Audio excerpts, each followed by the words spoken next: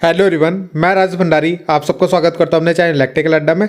आज जो मैं आप सबके सामने नेक्स्ट वीडियो लेके आऊँ वो लेके आऊँ यूके बोर्ड क्लास 10th की जो एसएसटी है उसके आप लोगों के एक एक नंबर वाले क्वेश्चंस आप लोगों के सामने लेके आऊँ।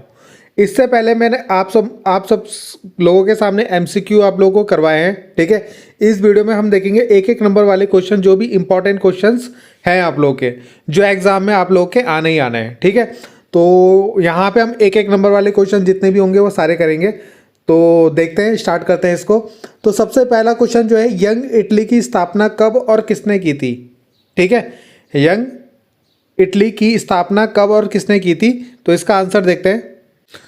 तो इसका आंसर होगा आपका जोसेफ, जिसको हिंदी में ऐसे लिखेंगे, ठीक है। मैजिनी ने 1831 में करी थी। कितने में? 1831 में की थी, ठीक है। तो इसका आंसर आप लोग को याद हो जाएगा, यहाँ पे आपको इंग्लिश में मिलेगा, ठीक है, और बाकी हिंदी में मैं आपको एक्सप्लेन कर दूंगा। इसके बाद जो सेकंड क्वेश्चन है कि विश्व का सबसे बड़ा लोकतांत्रिक देश यानी डेमोक्रेसी कंट्री कौन सी है, तो इसका आंसर इंडिया होगा आपका, ठीक है, भारत। अगला है, दो वैकल्पिक संचार के साधनों के नाम बताने हैं आपको, यानी अल्टरनेटिव मीन्स ऑफ कम्युनिकेशन बताने हैं, ठीक है। तो इसका आंसर होगा आपका टेलीफोन, रेडियो और टेलीविजन। आप लोग इसका दो बताने थे, ठीक है, तो यहाँ पे आपको 3 लिखे गए, तो आप इनमें से कोई भी 2 आप लोग लिख सकते हो, ठीक है। अगला क्वेश्चन है कि स्वरधर्म समभाव से क्या अभिप्राय है, ठीक है, तो इसको हम इंग्लिश में भी देख लेते हैं। अगला है कि व्हाट इज मीन बाय, देखो इंग्लिश में यह है इसका, what is mean by equality of religions, ठीक है। तो यहाँ पे आपको इसके अंदर ये लिखना है, ठीक है।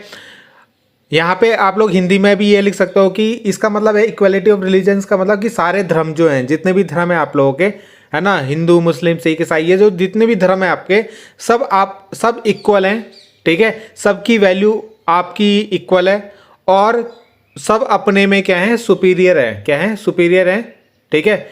या no one religions is superior, यानी कोई भी धर्म बड़ा नहीं है, मतलब सब एक जैसे इक्वल है, ठीक है। और कोई भी धर्म दूसरे धर्म में क्या कर सकता है, इंटरफेयर नहीं करेगा, ठीक है। तो इस तरीके से आपको इसके अंदर लिखना है, बाकी आप लोग इसमें हिंदी में इसको लिख सकते हो। अगला क्वेश्चन जो यहाँ पे कि श्वेत क्रांति यानी व्हाइट रिवॉल्यूशन से आप क्या समझते हैं, ठीक है। तो व्हाइट रिवॉल्यूशन यानी श्वेत क्रांति आपको पता है दूध से रिलेटेड थी, ठीक है, यहाँ पे भी आप लोग को लिखना है, ठीक है। और ये जो है आप लोग की क्या है, जो देश में दूध की जो कमी हो गई थी, मिल्क की जो कमी हो गई थी, उसको बढ़ाने के लिए और वर्ल्ड में नंबर 1 आपका जो दूध प्रोडक्शन है, यानी दूध उत्पादन में आपको नंबर 1 बनना है, तो ठीक है। तो उसमें ये व्हाइट रिवॉल्यूशन आपका किया गया था, इंडिया के अंदर ये किया गया था, ठीक है। तो इसके बारे में आप लोगों को लिखना है। तो अगला क्वेश्चन है, देखो जो क्वेश्चन लिखने वाले हैं ना, मैं आप लोगों को खुद से दे रहा हूं लिखने के लिए, ठीक है। भारत में उपभोक्ता संरक्षण अधिनियम कंज्यूमर प्रोटेक्ट एक्ट कब पारित किया गया, ठीक है, तो ये क्वेश्चन हम देखते हैं। तो कंज्यूमर प्रोटेक्ट एक्ट जो पास किया गया इंडिया में दिसंबर 24 1986 में ये पारित किया गया था आपका, ठीक है। अगला क्वेश्चन है, कृषि से आधारित 2 उद्योगों के नाम आपको बताने हैं, एग्रीकल्चर बेस्ड टू इंडस्ट्रीज, ठीक है, यानी एग्रीकल्चर पे बेस्ड टू इंडस्ट्री के आपको नाम लिखने हैं, ठीक। तो एक हो गया आपका टेक्सटाइल इंडस्ट्री और एक हो गया टी इंडस्ट्री, बाकी भी आप लोग लिख सकते हो, ठीक है। तो इसके बाद देखते हैं नेक्स्ट क्वेश्चन। यहाँ पे जो इनको हिंदी में कपड़ा उद्योग बोल सकते हो आप, बोल सकते हैं, और इसको चाय उत्पादन, है ना।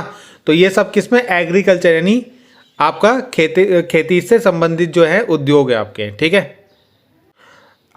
अगला क्वेश्चन है कि मतदाता सूची वोटर लिस्ट से आप क्या समझते हो, तो देखते हैं इसको।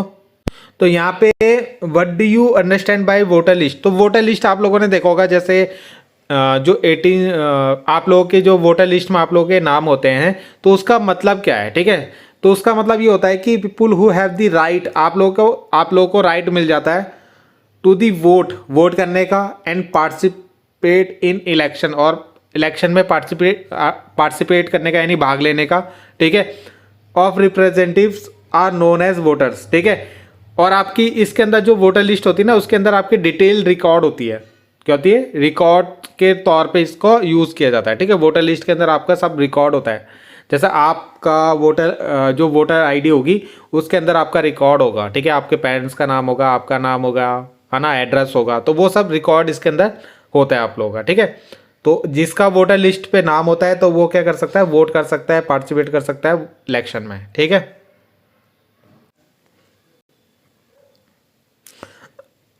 अगला क्वेश्चन है यहाँ पे कि आपकी भारतीय संविधान में कितनी भाषाओं को अनुसूचित भाषा का दर्जा दिया गया है, ठीक है। यानी शेड्यूल लैंग्वेज जो आपकी कितनी है, तो 22 इसका आंसर होगा, ठीक है। स्त्री और पुरुष के समान अधिकारों और अवसरों में विश्वास करने वाले व्यक्ति को कहा जाता है, ठीक है। What is person is called who believe in equal rights and opportunity for humans and man, ठीक है। तो उसको फेमिनिस्ट कहा जाता है, यानी नारीवादी कहा जाता है, ठीक है। तो यहाँ पे आपका इसका आंसर दिख रहा है फेमिनिस्ट यानी नारीवादी, ठीक है, इसका आंसर होगा। अगला क्वेश्चन है कि right the name of 2 regional political parties of India, ठीक है। तो यहाँ पे आप एक समाजवादी पार्टी लिख सकते हो, दूसरा आप यहाँ पे अकाली दल लिख सकते हो, ठीक है। ये इसके आंसर होंगे।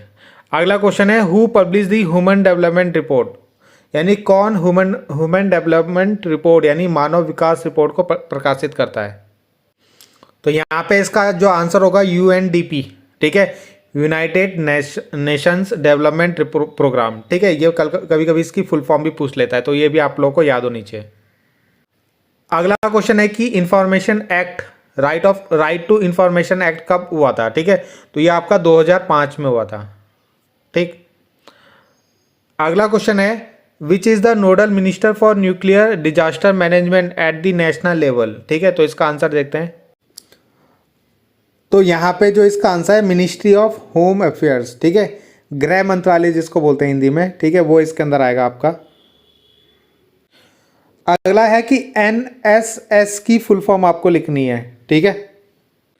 तो यहाँ पे जो NSS की फुल फॉर्म है नेशनल सर्विस स्कीम, ठीक है, तो ये इसका आंसर होगा। अगला है कानून का शासन किस शासन व्यवस्था में देखने को मिलता है, in which region system the rule of law is seen. तो इसका आंसर जो होगा जेम्स रीजन होगा, इसका आंसर क्या होगा, जेम्स रीजन, ठीक है। तो अगला क्वेश्चन था यहाँ पे कि 2 एशियाई देशों के नाम बताने थे जो 18वीं सदी तक विश्व के सबसे धनी देशों में गिने जाते थे, ठीक है। यानी 18th सेंचुरी में सबसे रिचेस्ट जो आपके दो कंट्री किसकी, एशिया की, ठीक है। तो यहाँ पे इंडिया और चाइना इसका नाम होगा आपका, मतलब इसका आंसर होगा आपका, ठीक है। अगला है कि राजा राम मोहन राय ने सन 1821 में कौन सा शताब्दी समाचार पत्र निकालना शुरू किया था, ठीक है। तो इसका आंसर जो होगा संवाद कौमुदी इन 1821, ठीक है, संवाद कौमुदी, ठीक है, हिंदी में इसको ऐसे लिखेंगे। अगला क्वेश्चन है कि नवीनकरणीय योग्य संसाधनों के 2 प्रमुख लाभ आपको लिखने हैं। तो सस्टेनेबल होता है ये और इन्वायरमेंटली होता है, ठीक है, यानी अच्छे होते हैं मतलब एक तरीके से, और वातावरण मतलब ये कोई पॉल्यूशन नहीं करते आप लोगों का, ठीक है।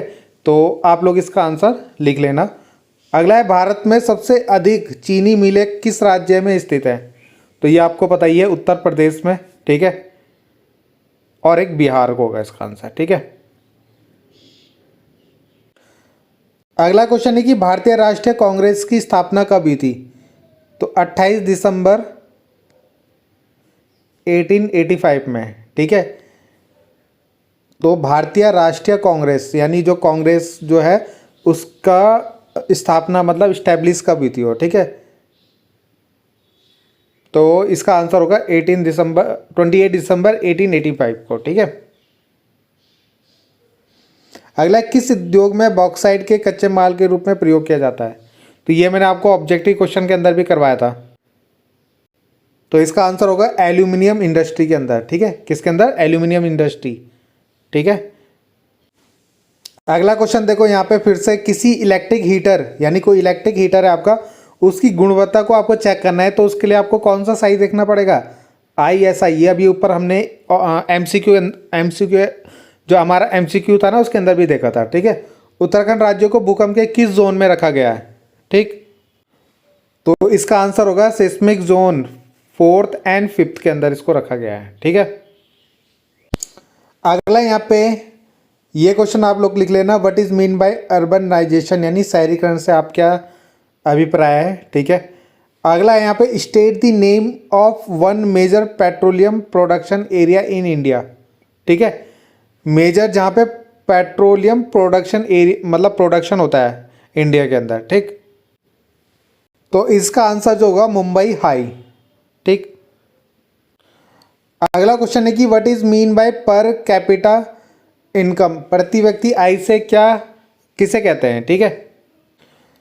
तो यहाँ पे दी एवरेज अमाउंट, एवरेज मतलब जो एवरेज निकाला जाता है ना, जितनी भी इंडिया के लोग होंगे उनकी average amount of money earn पर पर्सन इन अ कंट्री और रीजन, ठीक है। यानी मंथली वो कितना कमाता है एक आदमी, ठीक है। एक आदमी मंथली कितने पैसे कमाते, उनका जो एवरेज निकालते हैं, औसत निकालते हैं, वही आपका पर कैपिटा इनकम होता है, ठीक है। अगला क्वेश्चन है कि राष्ट्रीय सेवा योजना NSS का कोई एक उद्देश्य लिखिए, ठीक है। यहाँ पे NSS का कोई एक उद्देश्य आपको बताना है, ठीक।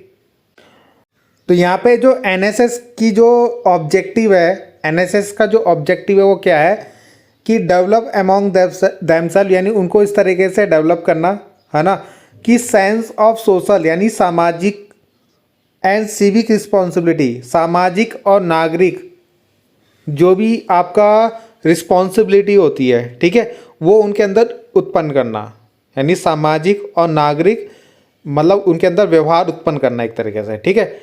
तो ये मकसद होता है किसका, NSS का। अगला क्वेश्चन जो यहाँ पे कि उस सूची का नाम बताइए जिसमें आने वाले विषयों पर संघ और राज्य सरकार दोनों कानून बना सकती है, ठीक है। यानी यूनियन और स्टेट गवर्नमेंट जो है लॉ बना सकती है, उस लिस्ट का आपको नाम बताना है, ठीक है।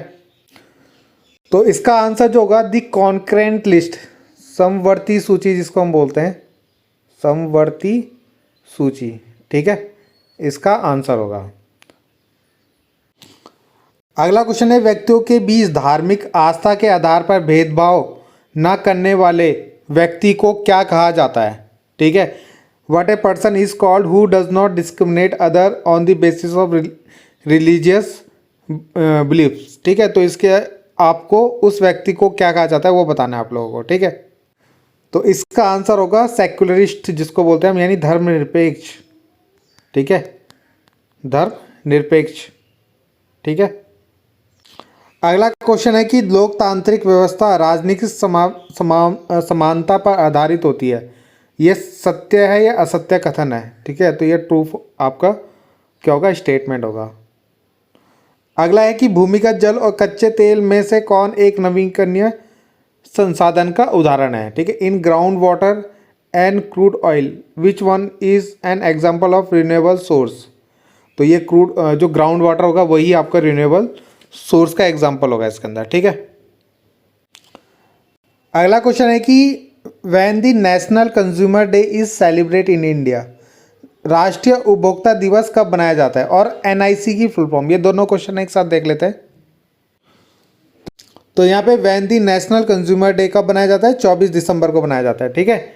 और NIC की फुल फॉर्म होती है नेशनल इंफॉर्मेटिक्स सेंटर, NIC, ठीक।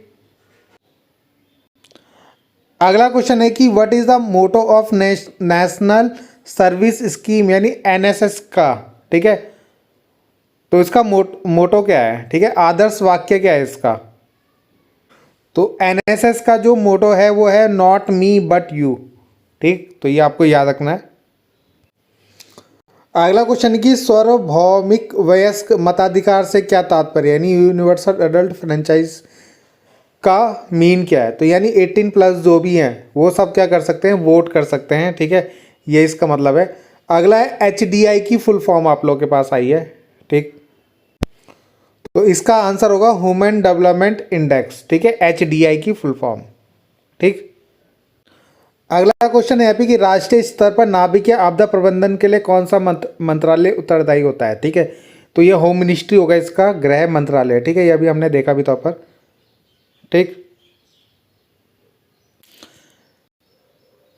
एक यहाँ पे एक लास्ट क्वेश्चन है आपका, एनसीसी की फुल फॉर्म आप लोग को लिखनी है, तो इसका आंसर आप लोग कमेंट बॉक्स में करोगे, ठीक है। एनसीसी की फुल फॉर्म सभी लोग जो है जो कमेंट करेंगे, ठीक है। तो ये जो क्वेश्चन है आप लोगों के लिए, इसका कमेंट जरूर करना आप लोग, जो भी इसकी फुल फॉर्म होगी आप लोगों की, ठीक है। तो इस वीडियो में आप लोगों के लिए इतना ही था, ठीक है। तो इस वीडियो में हमने सारे एक एक नंबर वाले क्वेश्चन जो है इंपॉर्टेंट वो आप लोगों को करवा दिए। इसके बाद जो बचते हैं आपके लॉन्ग क्वेश्चन और मैप, ठीक है। तो वो 2 वीडियो और आप लोगों के लिए बनने वाली है इसके बाद, ठीक है। तो पहले आप लोग इन क्वेश्चनों को जरूर करिए, और आप लोग का आज या कल में 2 वीडियो और आप लोग को मिल जाएंगी, ठीक है। तो मिलते हैं नेक्स्ट वीडियो में। Thank you.